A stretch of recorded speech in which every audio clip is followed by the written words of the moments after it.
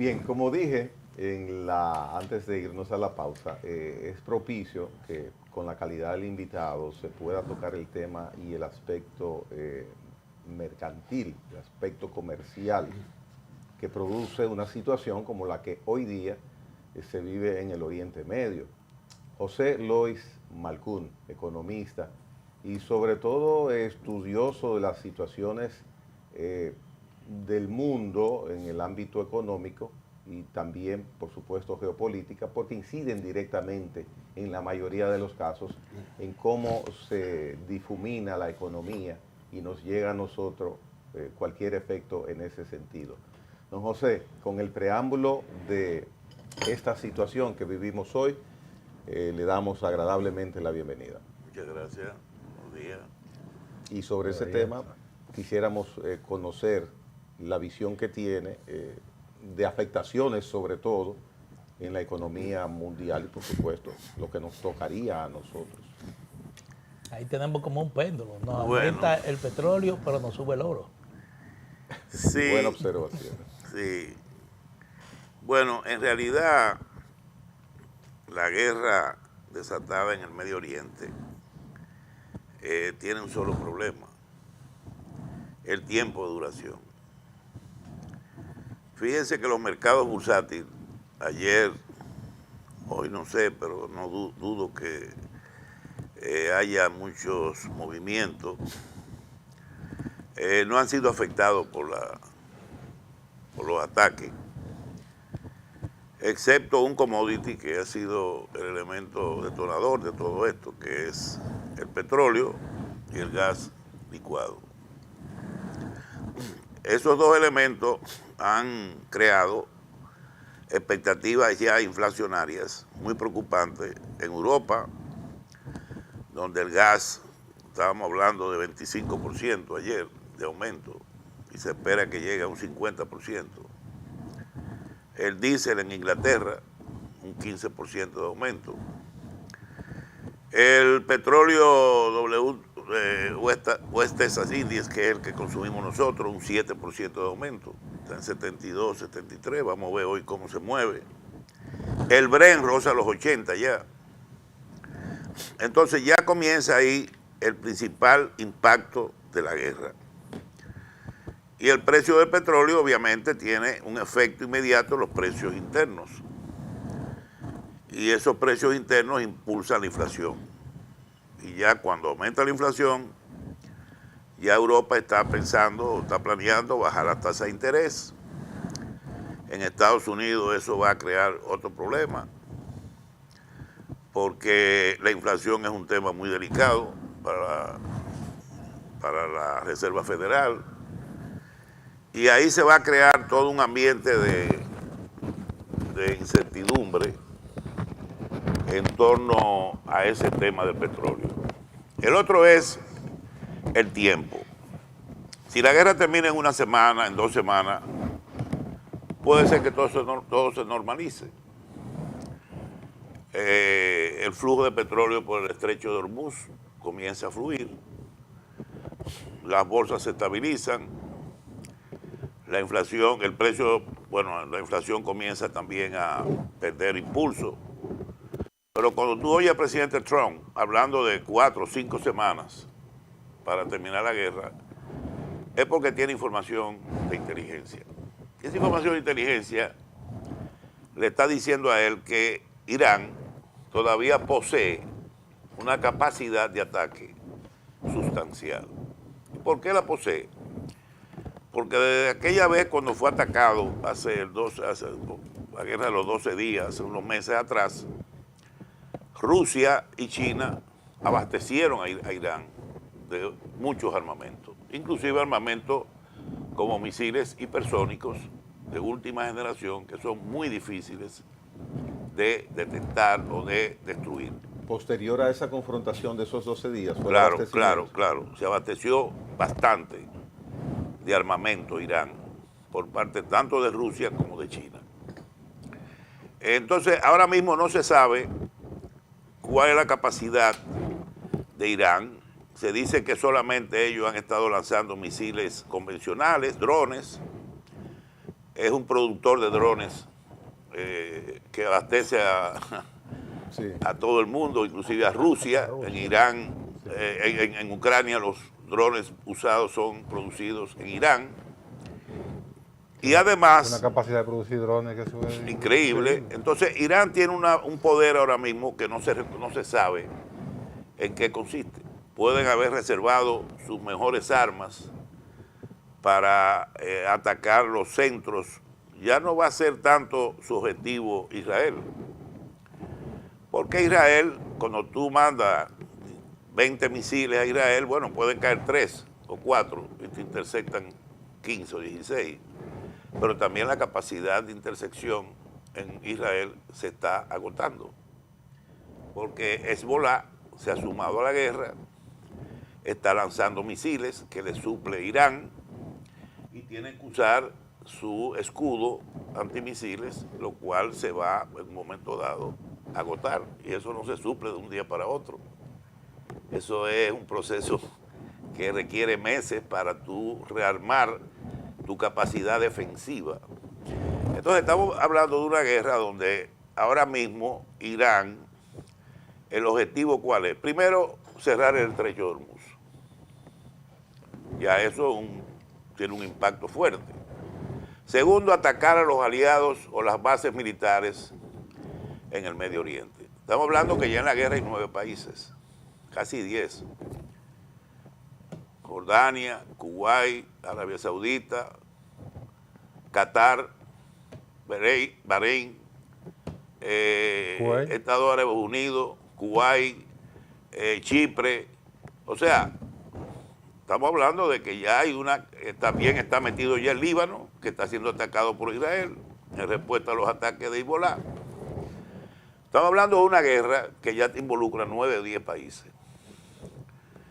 Eso, tengo entendido que para Irán debe ser el objetivo principal. Tocar, como se dice, el nervio óptico de la economía, que es el petróleo y el gas natural. El otro problema es qué está pasando dentro de Irán. Todo es desinformación. Nadie da información. Israel no da información. En Irán no hay información. En Irán no la hay. Israel preserva mucho. Han caído misiles, han matado a mucha gente. Te hablan de 9 muertos, 10 muertos, heridos. Estados Unidos habla de 6 muertos más. Creo que anoche hablaba 18 muertos. Militares. 18 muertos con algunos pilotos que también murieron por un ataque supuestamente, por error de Kuwait. Fireframe.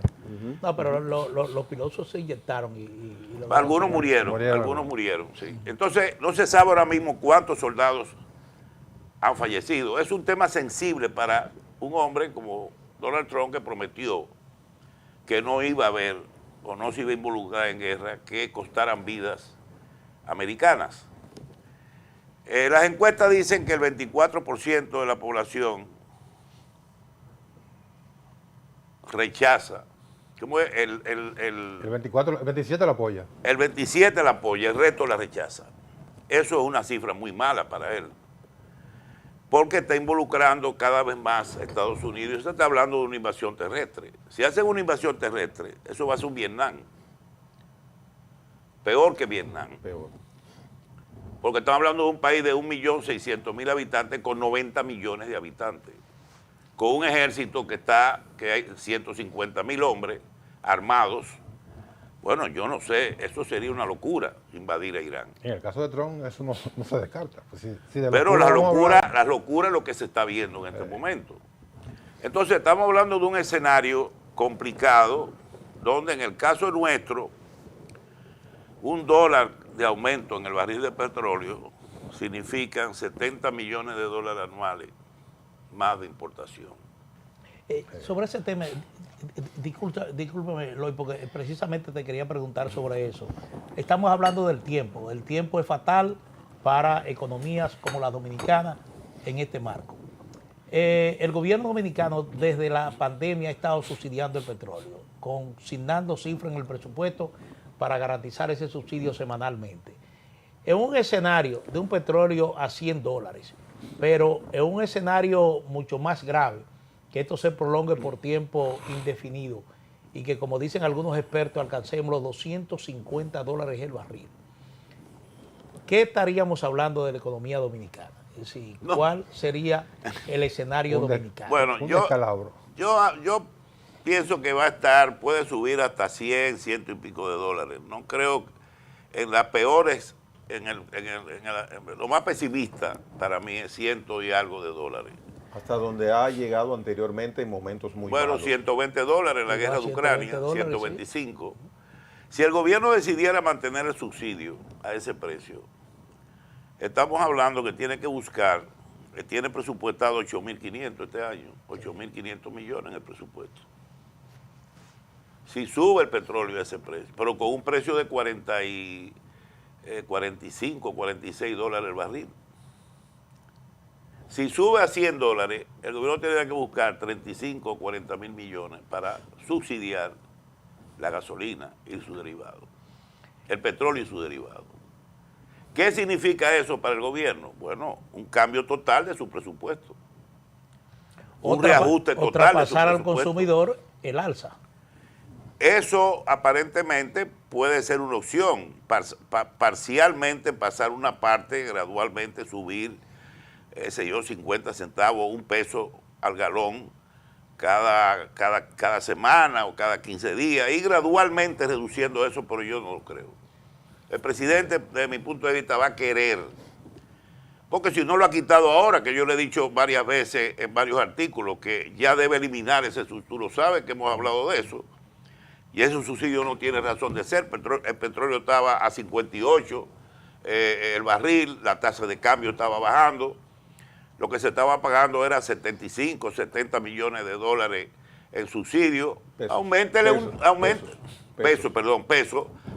un peso a la gasolina, aquí ya elimina el subsidio. Y ese dinero lo usa en otras cosas más productivas, inversión de capital, arreglar calles, arreglar carretera, en fin, vivienda, lo que sea. Pero no lo ha hecho, ha seguido manteniendo el subsidio aún en esa situación. Imagínate ahora que de 58, 59 que estaba el petróleo ya está en 72 y hoy no se sabe cómo va a estar. Puede subir todavía aún más. En definitiva, eso implicaría un tremendo ajuste en el presupuesto del país. Sí, pero Nelson, estamos hablando del precio del barril de petróleo, pero aquí se importa una gran cantidad de gasolina líquida. También, y esa gasolina líquida está por encima del precio del barril de petróleo. Claro, aquí se importa gasolina y se importa petróleo. Cuando yo hablo en el sentido, GLP. Yo hablo GLP, petróleo, gasolina, en fin. Claro, aquí no producimos la mayor parte de la gasolina se importa. 27%. O 28, sí, 27%. Entonces, el oro. Que vos le repito, es un precio diferente. Y la gasolina ayer estaba más cara. Esa gasolina líquida que se importa estaba mucho más cara que el barril de petróleo. Sí, siempre ha sido claro, así. Siempre ha sido así, sí. Pero hay que tomar en cuenta eso. Sí. El oro estaba rondando ayer en 64, 60, llegó como a el oro a 6.000. Perdón, 6.400 y pico. No llegó al tope de los 6.500 la onza, Troy. Llegó a 6.430 y pico. Después bajó un poco a 6.380. Yo me mantuve el día entero ayer viendo la noticia. Primero hay que tener cuidado con la noticia. Ir a las fuentes confiables, por ejemplo, BBC de Londres, Bloomberg, France TV, la televisión francesa, la televisión española, que son las que más o menos te dan un panorama más claro y más objetivo de lo que está pasando.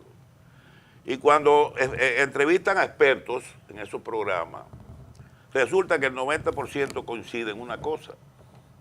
Nadie sabe lo que va a pasar. Ahora mismo hay una incógnita, porque hay mucha desinformación. Nadie sabe la capacidad de Irán de continuar esta guerra por meses. Nadie sabe los planes de Estados Unidos, si va a invadir por tierra o va a seguir bombardeando. Los bombardeos no van a acabar con la capacidad militar de Irán. Nadie gana guerra por el aire. Nadie gana guerra por el aire. Entonces, no se sabe, el problema de Israel ahora mismo es su misma capacidad de defensa. Nadie conoce si todavía le quedan cartuchos o cuánto le quedan para defenderse. Le abren un frente al lado, que es Hezbollah. Probablemente vendrá Hamas, vendrán otros grupos terroristas, porque Irán, el problema de Irán no era el uranio. Primero, Irán no había podido producir uranio con más del 60% de concentración para producir una bomba nuclear. Tú necesitas 80 o 90.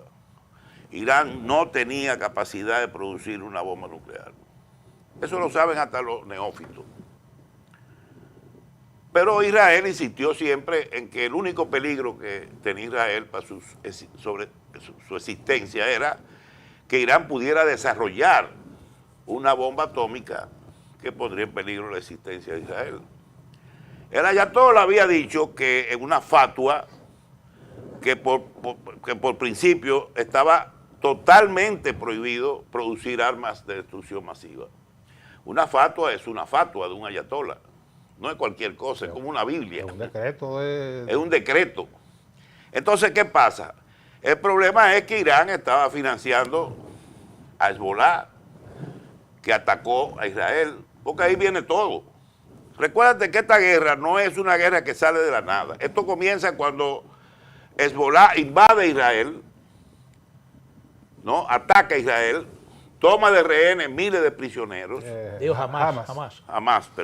Jamás toma miles de prisioneros y ahí comienza la destrucción de Gaza, los ataques al Líbano, y ahí comienza todo un proceso que de guerra casi permanente. Diariamente murieron miles de personas, casi 80.000 muertos hubo en Gaza.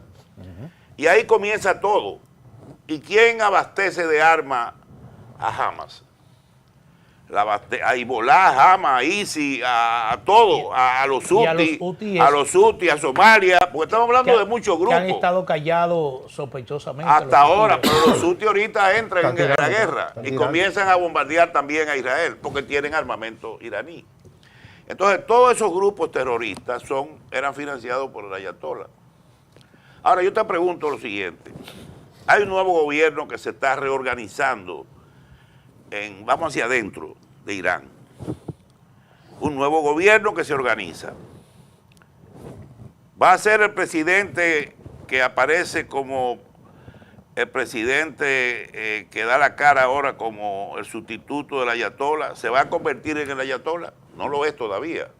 Hay que reunir el consejo de los 84 famosos los 84 sabios para decir si él va a ser el próximo ayatollah. Este tipo tiene un discurso donde dice no va a haber negociaciones con Estados Unidos. La guerra va a seguir y vamos a seguir desarrollando nuestra producción de uranio. ¿Y qué pasa si este loco ahora, si el nuevo dirigente, con el apoyo del Ejército Revolucionario Islámico, se convierte en un peligro mayor que el ayatollah? Yo lo decía ahorita a los muchachos que el ayatollah, en ese grupo el menos radical, podría, al desarrollo de armas nucleares, era el ayatollah. ¿Podría el ayatollah, si estuviera vivo o no hubiera sido asesinado, hubiera permitido que Irán ataque a países árabes en su entorno?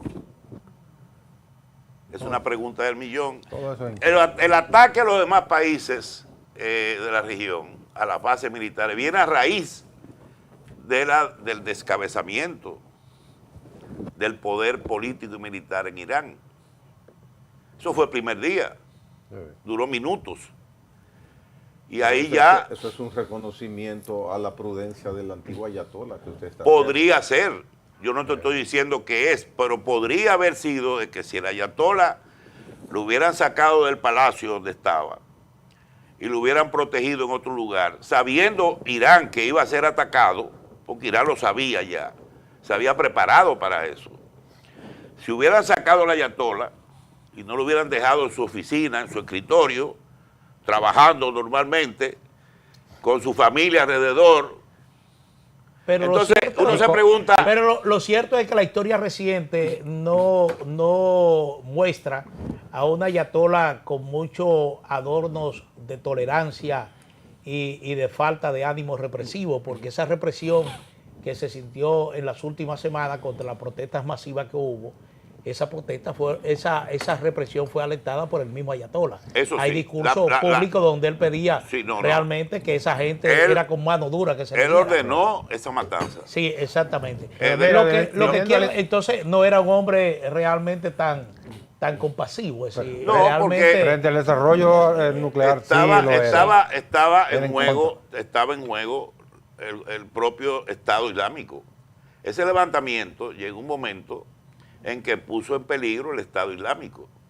O sea, la gente creyó que ya el régimen iba a caer y no fue así. ¿Qué tuvo que hacer el ayatolá? Bueno, si da la orden, mataron quién sabe cuántos, 5 o 10 mil personas ahí. Se habla entre 32.000, 6.000. Las cifras realmente, las cifras son desconocidas. Hay 10 cifras. La matanza de los haitianos. Sí, exacto. ¿De cuánto ocurrió? Claro. Entonces hay que saber qué está pasando dentro de Irán. Lo primero es que Estados Unidos confiaba en que ahora mismo el pueblo estuviera tirado a la calle.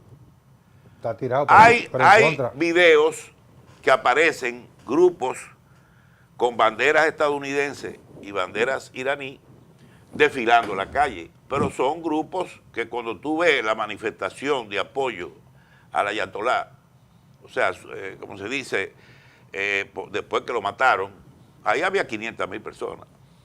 Entonces usted pregunta, bueno, yo sé que Irán tiene 90 millones de habitantes, lo que yo no sé es cuántos de esos millones de habitantes estarían dispuestos a tirarse a la calle para cambiar el régimen, destruir el régimen desde dentro.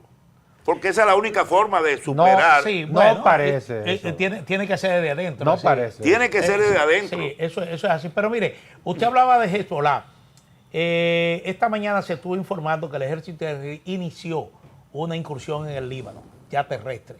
Es decir, parece que Israel tiene la decisión de, al mismo tiempo de responder a los ataques de Hezbollah con cohetes igualmente, hay una decisión ya de utilizar el ejército en el terreno para enfrentar Hezbollah y aparentemente neutralizarlo. Ese parece ser el objetivo.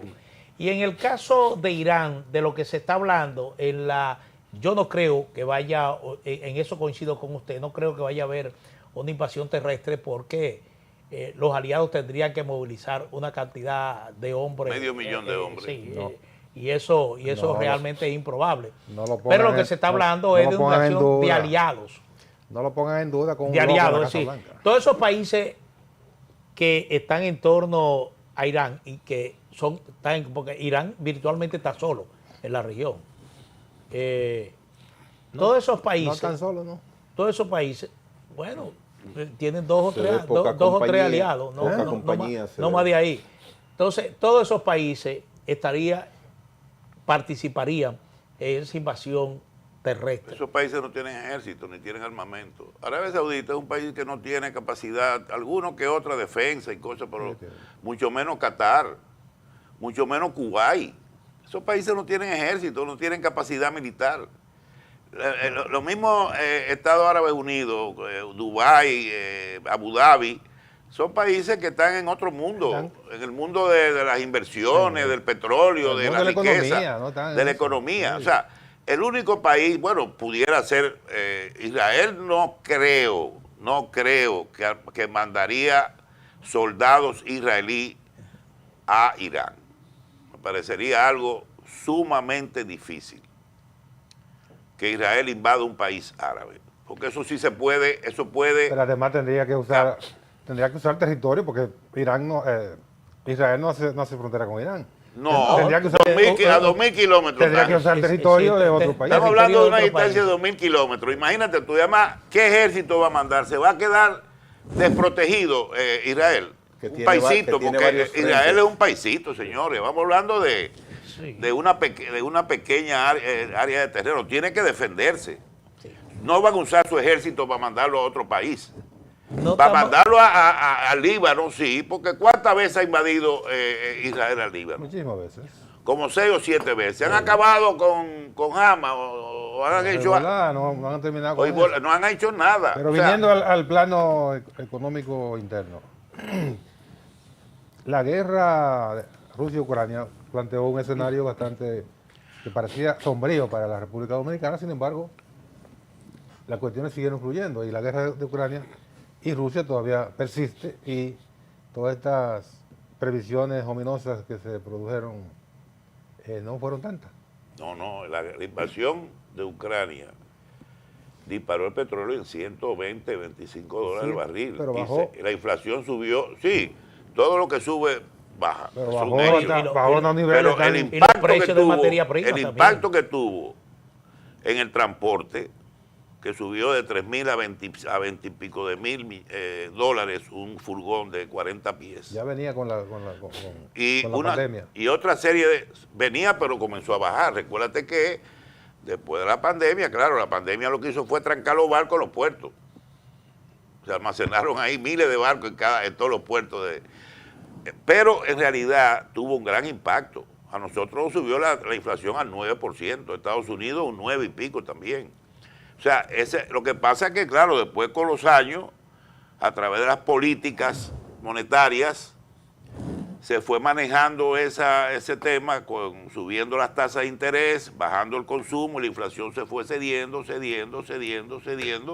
hasta que llegamos nosotros inclusive a los rangos meta más o menos del Banco Central, igual que en Estados Unidos, que todavía no ha llegado, pero está cerca. Entonces, ¿se puede extender, si la guerra, el conflicto se extiende, puede replicarse en cierto modo? Y puede ser peor que la invasión de Ucrania. Oh. Mucho peor, porque estamos hablando aquí de todo el centro de producción mundial de petróleo. Petróleo y gas licuado. En Ucrania, gran parte del problema fue los alimentos. Ucrania es un gran productor de granos, ¿no? Entonces eso disparó los precios de los alimentos en 35%. Eso fue un efecto también que no olvidemos que tuvo a nivel mundial, que la FAO estimó que fue algo que causó mucho daño a muchas economías. Rusia y China. Sí, quería preguntarle, porque no se está tomando en cuenta la complicación que representa ahora la guerra entre Pakistán y Afganistán. Es decir, están peleando, hay una guerra abierta en este momento, Sí, igualmente que sí. están en la zona. Ese es un conflicto. Pero hay muertos, es decir, Pakistán hablaba hasta el viernes de 300 muertos en Afganistán. Pero lo que quiero preguntarle concretamente... Y en Sudán también. Exactamente. ¿Guarda alguna relación esta operación norteamericana en Venezuela contra Maduro por el tema petrolero? Porque Estados Unidos parece ahora como el país menos afectado por una eventual escasez o encarecimiento del petróleo. Tiene su petróleo asegurado ahí en Venezuela. Eso estaba planeado. Ahí nada se improvisa. Ellos dijeron, vamos a resolver aquí primero para tener seguro este abastecimiento antes de comenzar la guerra en Irán. El problema es que Venezuela, que producía 3 millones de barriles de petróleo, ahora produce 1 y pico. No es un productor de petróleo importante ya. Es un país con la tercera reserva mundial de petróleo. De compañía petrolera norteamericana. Pero eso puede durar 4 años, 5 años. Sí. O sea, eso no va a cambiar de la noche a la mañana. Trump el 3 de enero reiteradamente lo mencionó a las 11, 12 del mediodía en Mar-a-Lago, que esas instalaciones están podridas. Están desbaratadas. Y la van a reponer entonces eso, para reponer eso eso... Sí, pero nosotros hablábamos aquí de 80 millones de barriles que han llegado a Estados Unidos. Sí, pero eso no es, como te digo, comparado a la producción del Oriente Medio, eso es como te dice... Lógicamente no, pero es una garantía de suministro. ¿Cuál es el consumo interno de Estados Unidos? No solamente de Estados Unidos, sino de gas también. No son 38 millones de barriles diarios, no recuerdo. Mire, le voy a hacer una pregunta. Algo escandaloso, la producción, el consumo de... Quizás la respuesta no sea muy concreta, o la misma pregunta no sea muy concreta, o sea, no tenga mucho asidero. Concretícela entonces. Sí, bueno, ya que me dejaste, voy a concretarle. Él y yo nos llevamos así, no vaya a pensar. Mire, don José, el mundo está preocupado nueva vez. El mundo entero está preocupado. Hoy nosotros estamos preocupados los cuatro. Ahora bien, ¿puede entre esta situación que miramos haber una salida diplomática? ¿Ves por qué la pregunta como que no tiene mucho sentido? No, tiene sentido. Lo que No, no, Yo personalmente, Lo que en no hay en el corto plazo yo no la veo. Ya. No la veo porque ni China ni Rusia, que van a intervenir directamente en la guerra, están apoyando obviamente a Irán y lo apoyan. Esa guerra hasta cierto punto le conviene. Porque hay que entender la lógica de la guerra. Ajá. Rusia no puede hacer nada porque tiene un frente abierto con Ucrania. No puede abrir otro frente. No puede distraerse. No puede distraerse. Y China está sentado ahí como en palco viendo el espectáculo. Pone al canciller a veces a hablar, diciendo que eso es una violación al derecho internacional. La ONU es una mierda. Ya la ONU hay que eliminarla. No, eso no sirve. No. Ya eso no sirve. Ya el sistema internacional hay que revisarlo entero, porque todo se ha violado. Y la ONU no ha hecho absolutamente nada, ni ya va a hacer nada. Eso del Consejo de Seguridad hay que desaparecerlo, porque ahí nunca se llega a un acuerdo. Porque Pero hay se derecho a reunieron veto. rápidamente. Pero para nada. Para nada. Nadie le hace caso. Como dice el cuento español, para nada. Ahí no se resuelve nada. Entonces, estamos hablando de un nuevo orden, donde Estados Unidos está jugando un nuevo desorden. Un nuevo desorden. Estados Unidos está jugando el papel, ¿cómo se dice?, de protagónico, de querer... gendarme internacional. El gendarme internacional. Y eso, obviamente, ¿qué tiempo puede durar? Puede durar hasta noviembre, las elecciones de medio término, que si Trump pierde cualquiera de las dos cámaras, va a entrar en problemas. Sí. Y si pierde las dos, puede producirse hasta un impeachment, Sí, un juicio político. un juicio político Al otro que día. salga del poder. O sea, que él se está jugando en este momento el seguir como presidente, o sea, Su existencia. su existencia. Y él obviamente Y sabe es un eso. escenario bastante desfavorable. Y es un escenario que internamente tampoco le favorece, porque tiene sus problemas internos. Ahí vimos lo que pasó en Minnesota, en otros estados donde ha habido levantamientos sociales, protestas. En fin, la situación en Estados Unidos se ha polarizado. El discurso de él ante el Estado de la Unión fue un discurso que abrió más brecha, creó más distanciamiento entre el Partido Republicano y Demócrata y más distanciamiento contra los independientes, que son los que deciden al final el voto. Ya nosotros estamos como Estados Unidos, que aquí las elecciones, quien la gana no es el partido, no son los votos de un partido, son los votos de los independientes, de la sociedad civil. Vamos a estar claros en eso. La sociedad civil es la que va a definir el ganador, como está pasando en Estados Unidos, que cerca del 40% del voto es independiente. Sí, no tiene compromiso ni con No tiene compromiso. Entonces, ¿qué pasa? Esas personas están preocupadas. Su opinión no favorece a Donald Trump en este momento. Entonces, estamos dentro de un escenario donde China va a sacar beneficios de esta guerra, Rusia va a seguir con su problema con Ucrania. La débil Europa.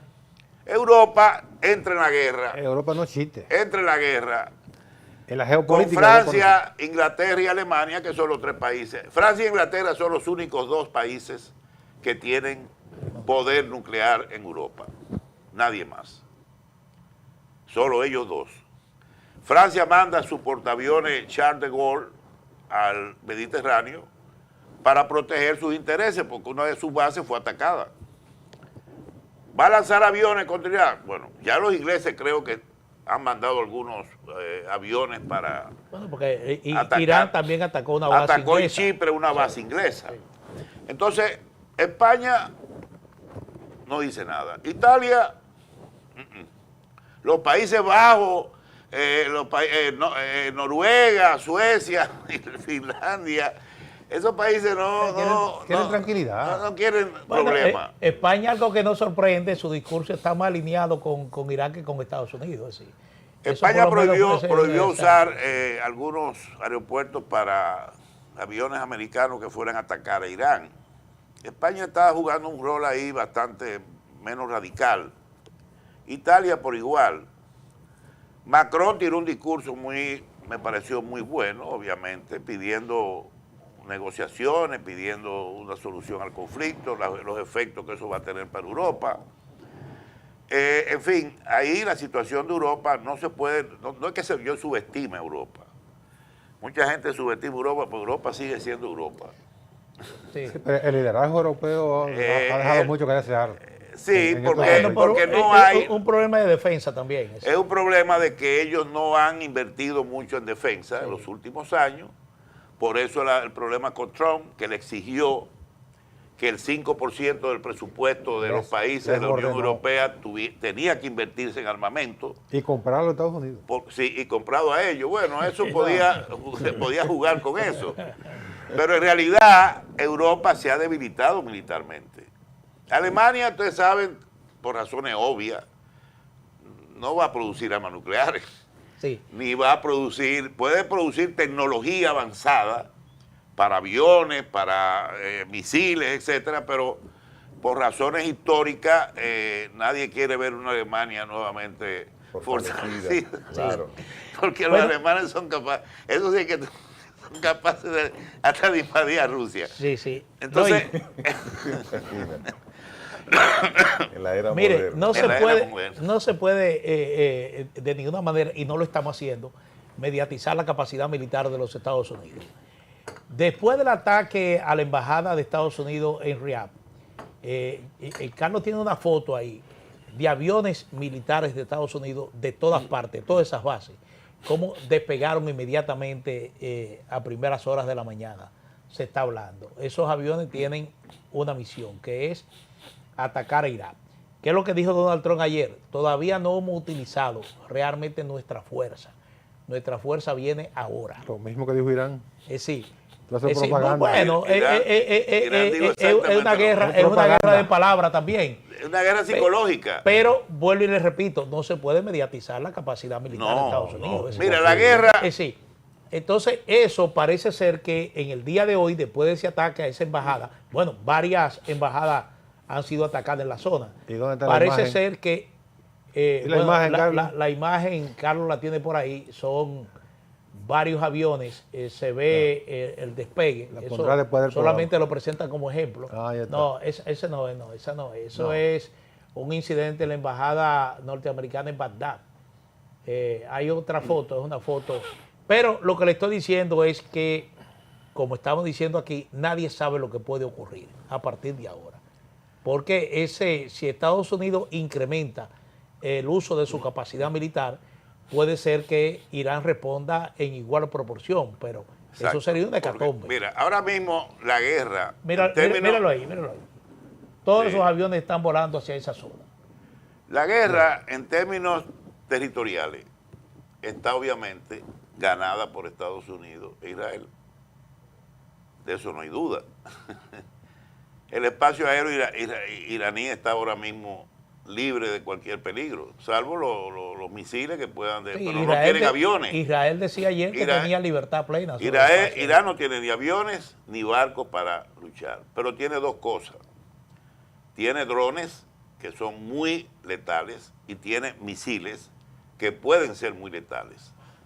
¿Qué pasa? En términos psicológicos, si tú me preguntas quién está ganando la guerra psicológicamente, yo no sé qué decirte. Porque ahora mismo... Depende de quién lo analice. Como nadie sabe quién ganó la guerra. Ahora mismo, viendo la situación de Donald Trump, viendo ya militares que han muerto, no se sabe cuánto, porque no lo van a decir ahora, lo van a decir por cuenta gota.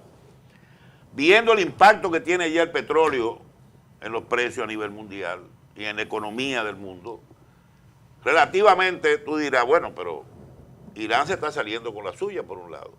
Estamos siendo derrotados en términos territoriales porque obviamente han descabezado el liderazgo político y militar, bombardean donde le dé la gana, pero psicológicamente la cosa no es tan así. Todavía Irán lo ven como una potencia que puede hacer mucho daño. ¿Y cómo Estados Unidos, preponderantemente superior, Israel, que tuvo la iniciativa, quien da adelante da 2 veces, no llevan la delantera, por decir así, en esta situación? Lleva la delantera. Yo estoy hablando del aspecto, desde el punto de vista territorial, tienen el control, del efecto la delantera. psicológico que tú estás teniendo. Pero no es muy fácil, por aviones ni misiles, destruir todo lo que tiene Irán almacenado en eso, Ahí tiene que entrar la en infantería. armamento militar. ¿Se puede mencionar que Israel y Estados Unidos se están ganando en este momento? Territorialmente Claro, sí, claro que militarmente están ganando. están ganando la guerra, Sí. Eso no hay duda. Ya. El Ahora, problema es el daño que Tú está tienes que haciendo. pensar que matan 45 líderes Un dron. de primer intento. El problema es que un dron, ¿cuánto vale un dron iraní? $20,000 producirlo. Y un misil cuesta... ¿Cuánto vale un misil Patriot para destruir ese dron? $4 millones. Y un F-35 que le Sí. Y derriba. cuando millones de cae un dólares. F-35 que 100 vale millones de dólares. 200, 150, $200 millones, eso no es cualquier cosa. O sea, estamos hablando de que Irán está usando un armamento que ellos mismos producen a un precio muy bajo que te puede destruir una refinería. Un dron te puede caer en una refinería de Dubái, te puede caer en Qatar, te puede caer en Kuwait y destruirte una producción o sea, hace mucho daño esos drones. Y para destruirlos tú tienes que usar misiles que cuestan millones de dólares. Y esos drones, en la eventualidad de una invasión terrestre donde tiene que ir la infantería, esos drones son terriblemente mortales para los infantes. Ahora, yo quiero hacer una observación aquí ya interna. Primero, el gobierno debe tratar de sacar a los dominicanos de esa zona. Hacer un esfuerzo por traer, porque hay muchos dominicanos. En Dubái hay muchos dominicanos, Sí. porque yo he estado en Dubái. Estuve en el Líbano, hay muchos dominicanos en todas partes. Incluso en Qatar. En Qatar hay En muchos Qatar, dominicanos. en Qatar, sí. O sea, en todos los países que están envueltos en esa guerra hay muchos ciudadanos En Israel hay muchos. de nuestro Sí, país, Israel. Israel obviamente. Entonces lo ideal es buscar la forma de sacarlo con vida, como están haciendo algunos países que están mandando, bueno, nosotros no podemos darnos ese lujo de mandar crear un corredor aéreo para sacar a esa gente, pero sí deben tratar de invitar a que salgan como sea de esos países. Proteger la vida de los dominicanos. Ya han muerto algunos chinos en Teherán, creo que murió un chino y después murió otro, han muerto extranjeros en varios de esos países. Eso a pesar de que China le hizo un llamado a sus ciudadanos. Para que en Teherán, salieran. para que Todo el mundo está pidiendo que salgan. No tenemos que hacer lo mismo. Segundo, el presidente tiene que crear una comisión inmediatamente para analizar las posibles consecuencias de la guerra. En 2 aspectos. Primero, en abastecimiento. Tenemos que abastecernos de petróleo y de combustible lo más que podamos. No sé la capacidad de almacenamiento, que no creo que sea... Ese es el tema. Yo creo que con el tema del gas solamente tenemos capacidad para 3 meses. Bueno, lo que sea, pero si es 3 meses, 3 meses, porque por lo menos, si esto dura más de 3 meses, oh Dios, comprar la mayor cantidad de gas, combustible y petróleo para estar preparado por un posible desabastecimiento. No se trata del precio nada más, desabastecimiento. Lo segundo, saber qué va a hacer con respecto a los subsidios. Si va a seguir subsidiando el combustible, tiene que entender que hay que revisar las posibles fuentes de ingresos que va a necesitar para eso. Dónde cortar, dónde reducir, dónde aumentar, qué hacer. El oro es un colchón, Pero es un colchón que apenas te puede cubrir. Es un colchoncito. Un colchoncito, te puede cubrir parte, pero va a generar mil y pico de millones de dólares en exportaciones, ¿verdad? Pero obviamente eso está previsto en el presupuesto ya como ingreso.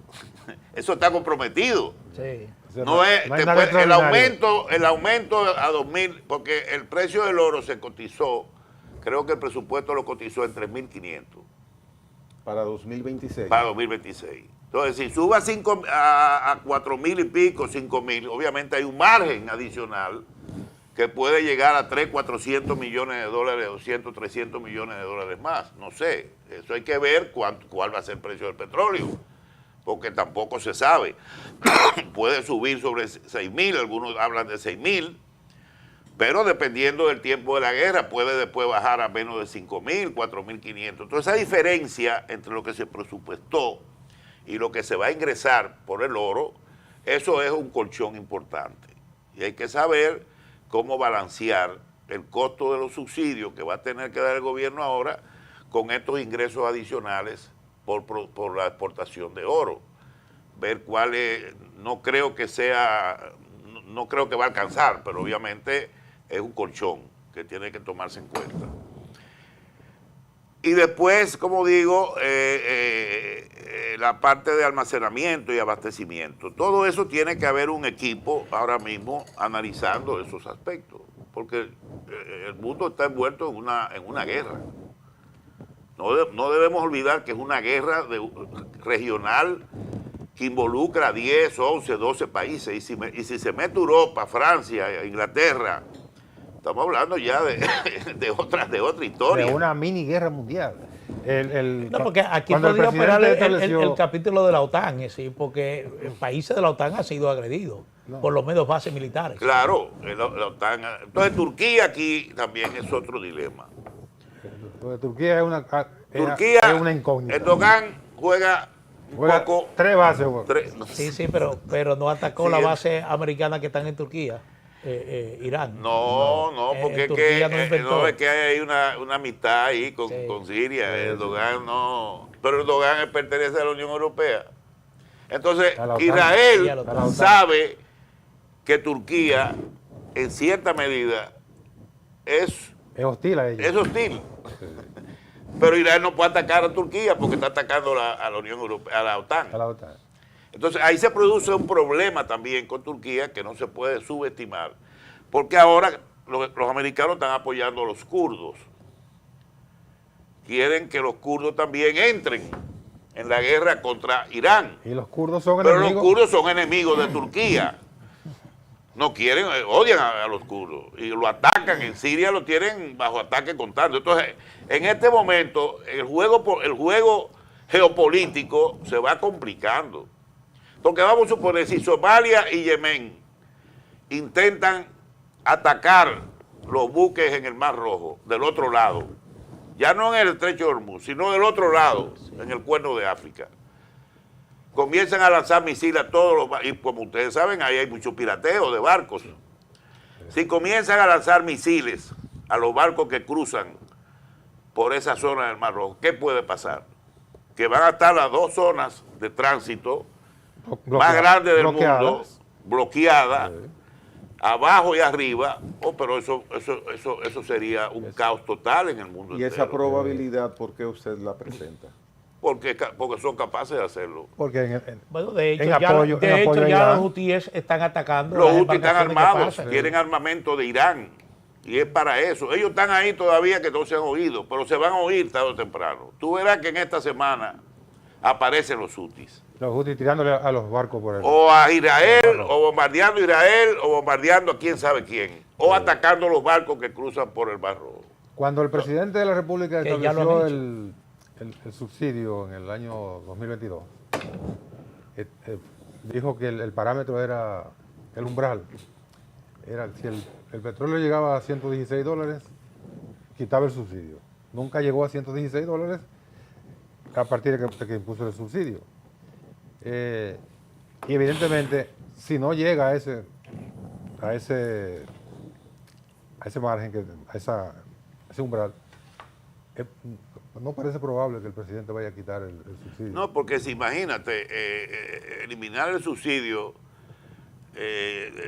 ahora mismo con un petróleo mucho más alto del que se había proyectado, tendría un impacto inflacionario en la economía. Ya la economía comenzó enero con un crecimiento bueno, satisfactorio.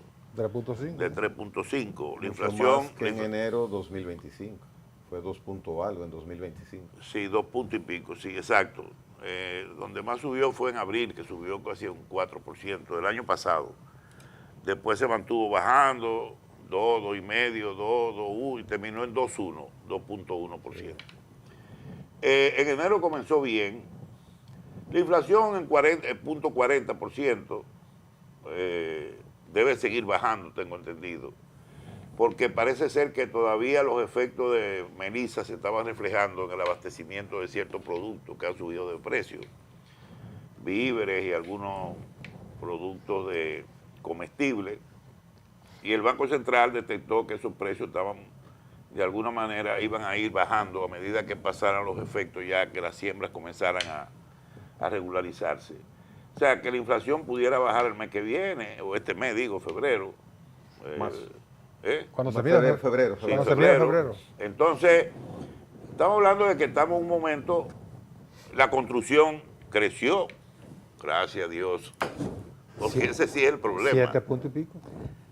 Si la construcción te crece sobre 6, 7%, la economía seguro va a crecer este año cerca de un 4, 3.5 a 4%. Y fue un buen indicio, y además con el oro también, el crecimiento de la minería, que va a tener otro impulso. Entonces, estamos en un año donde entran en juego las tecnológicas, Google, Nvidia, que posiblemente van a hacer inversiones millonarias en el país. Hay un centro ahí a la entrada y salida de Santo Domingo que están invirtiendo 600, 700 millones de dólares, un monstruo que se está construyendo ahí, donde hay centro comercial, o sea, que aparentemente la inversión extranjera este año va a seguir creciendo, y más que nada en tecnología, en la producción ya posiblemente de, primero en la parte de intercomunicación con Google, o sea, tener un centro aquí, un hub, que fíjense a otra cosa que le iba a decir también, los bombardeos iraníes han atacado, han afectado los cables de comunicación que hay para transmitir,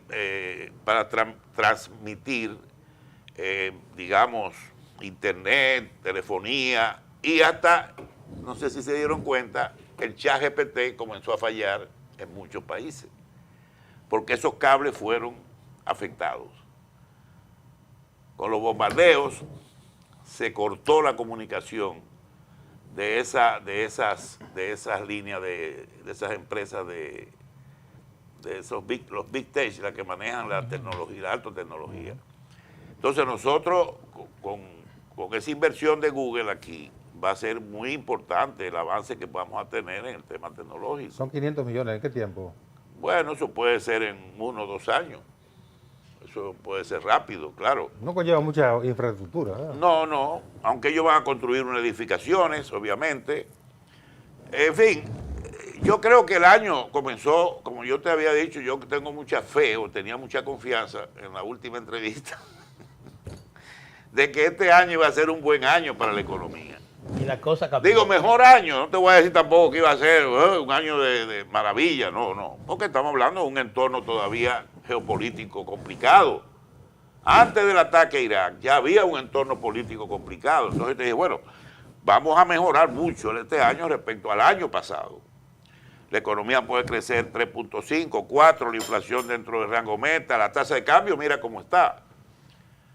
Prácticamente Descendiendo el dólar. 60 que debería ya frenarse. Ese descenso Sí. debería frenarse porque obviamente afecta la la competitividad, exportación, el turismo las exportaciones, el turismo, claro, se benefician otros, pero la remesa, el que recibe remesa no le conviene. Entonces, ahí hay todo un problema. Cuando la tasa baja, mucha gente dice, qué maravilla, pero no ve las consecuencias de eso. Sí, Loy, no quisiera que esta entrevista terminara sin conocer su opinión sobre esto.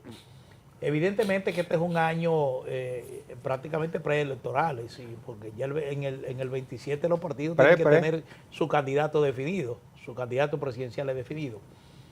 Entonces, en ese escenario que usted está planteando, usted hablaba de que si ese subsidio se coloca en riesgo o de alguna manera representa una complicación para el gobierno, tendría que identificar fuentes de recursos para mantener ese subsidio. ¿Y dónde están? El tema de la reforma fiscal, que se hablaba de que era inminente que en enero se iba a presentar un proyecto de reforma fiscal. ¿Esto se engaveta con la situación que hay o qué destino tendrá? Ya eso es, ya no creo que este gobierno va a presentar ningún nuevo proyecto de reforma fiscal. Lo único que yo recomendé en uno de mis escritos fue que el gobierno podría preparar una ley específica para el tema del monotributo, para regularizar las empresas, las MIPYMES informales. Ese es un problema serio porque las MIPYMES, que en un 80% son informales, no tienen acceso al crédito, los empleados no reciben ningún beneficio social, ni seguro médico, seguro médico porque se lo da SENASA dentro de lo que es el plan de universalizar la seguro médico, pero no acumulan pensiones, nada, no reciben beneficios. Entonces, yo sí creo que con el tema de la informalidad hay que hacer dos cosas. Primero, no aprobar bajo ninguna circunstancia el código laboral con la cesantía. Bajo ninguna circunstancia. Tienen que sentarse y buscar una salida, empresarios, trabajadores y gobierno. ¿Mantenerla o quitarla? Hay que buscar una solución, hay que quitarla, pero quitarla más o menos en 5, por ejemplo, nuevos empleados, 0 cesantía. Empleado viejo da un plazo de 4 años, 5 años, 0 cesantía. O sea, o vamos a hacer un seguro de desempleo, o vamos a aumentar los fondos de pensiones con el ahorro de la cesantía, usar una parte de eso, ¿verdad? Esa me gustó. Que aumente la pensión, pero hay que buscar una solución, porque eso es lo que está impulsando es la informalidad. Entonces, el tema del código laboral y el tema del monotributo, que no está ni en el Congreso, ni hay nada hecho al respecto, ese aspecto nada más, que estaba en la reforma fiscal anterior, que el presidente retiró, pero es una reforma fiscal ya muy completa, muy amplia. Yo estoy hablando monotributo para que las empresas informales se hagan formales, paguen algún impuesto que le va a generar un beneficio al gobierno, un ingreso, y además las va a ayudar a formalizarse, a tener acceso al crédito, a que sus empleados tengan beneficios sociales. Pero sin la cesantía, porque si no, no se van a formalizar. Entonces, eso es una necesidad, esas dos cosas, abordarlas seriamente. Y no estar politiqueando con esa vaina, queriendo ser simpático con los sindicatos. Esos pendejos, lo único que ven es a los que están empleados. Pero los sindicatos no ven que más de la mitad de los empleados son informales. Ellos no representan a los no representan a los jodidos informales. O sea, esa gente son para ellos, no existen. Pero ¿cuál es la dificultad? Entonces ese chantaje de que vamos a hacer huelga y vaina, eso no se puede permitir. Aquí no hay huelga ya. ¿Cuál es la dificultad? Porque visto así, parecería que es bastante viable el establecimiento del monotributo. ¿Cuál es la dificultad para... ¿Qué impide la...? Yo no sé, yo lo he propuesto, como te digo, en artículos, opiniones, pero no sé, es una decisión ya política, es resolver ese problema. Pero el problema de eso es que ese monotributo no tendría sentido si no se modifica el código laboral. Porque te van a exigir de una vez, los sindicatos van a exigir de una vez, que esos empleados de las empresas informales, de esas microempresas o medianas empresas, tengan inmediatamente que tener cesantía. Sí, van a exigirlo, porque si no se modifica la ley, automáticamente una empresa pase a ser formal, ya tiene que cubrir las cesantías de ese Tiene que empleado. ajustarse. Aparte de pagar la pensión y el seguro médico y riesgos laborales y 20.000 vainas. Y hay que cargar con doble tributación obligado. Doble tributación. Entonces tú no puedes resolver el problema del monotributo y la solución de la informalidad si no resuelve el problema del código laboral. Entonces es una situación que tiene el gobierno que definir. Mejor que dejen esa vaina ahí en el Congreso y no se pongan a estar dando declaraciones ni haciendo politiquería con eso, ni querer ser simpático con los sindicatos, porque los sindicatos aquí no representan a la mayoría de los trabajadores. Pero el monotributo se puede establecer sin estar formalizado. Es que va ligado directamente a la incompatibilidad con la existencia de la garantía, Nelson, de la Se puede cesantía. establecer el monotributo, la DGI puede establecer un mecanismo que no tiene que estar... La creación de un, Pero es que de un yo no código... No, pero es que eso implica una formalización. Yo no me No, formalizo pero- huyéndole en gran parte, a la condición de la cesantía que, una me cosa- obliga a tributar doble. Una por- cosa no impide la otra. Bueno. Pon una empresa y Una- te vas a dar cuenta Una cosa, de lo que te la está DGI explicando puede- el señor la aquí. DGI puede establecer un mecanismo de cobro de un monotributo mediante la identificación con un número de identificación tributaria que no tiene que ser un RNC. No puede hacer. Bueno, ya es otra cosa, no puede, ya es otra no cosa. puede quedar formalizado. Sí, ya entonces. No que puede esa es hacer. otra cosa porque No hasta sería cierto formalizado. punto hay un programa de pago de impuestos mínimos, no sé qué cosa, pero eso no te hace una empresa formal, una microempresa formal, que No. tú pagues Bueno. el impuesto, ese impuesto mínimo ni nada de eso. Exacto, no te hace No. acreedor de poder tener fondos para tu pensión, para el trabajador. No, entonces. no. Pero el Estado recauda. Pero estamos hablando del gran problema que significa estar informalizado. Lo que estamos hablando es para la los parte que- de recaudación para, del la- Estado. para más de la mayoría, que son los que van a sufrir en su vejez, que no van a tener nada. No van a tener Bueno, nada con la porque no pensión están formalizados. Es que con la pensión que hay ahora tampoco van a tener nada. Si se mira así, entonces Así que- sigamos bailando como estamos, que estamos mal. Bueno, Don José, muchísimas gracias, hombre. Gracias a ustedes, ha El sido tiempo un placer. pasó rápido, fue Gracias. bien instructivo. Aprovechado, sí. Le agradecemos que nadie nos cambió de sintonía porque escucharle las formas en que usted explicó este tema es para no despegarse del televisor. Hizo que algunas personas llegaran tarde al trabajo usted hoy. Hacemos una brevísima gracias. pausa para venir a la parte final de la mañana con Teleimpacto.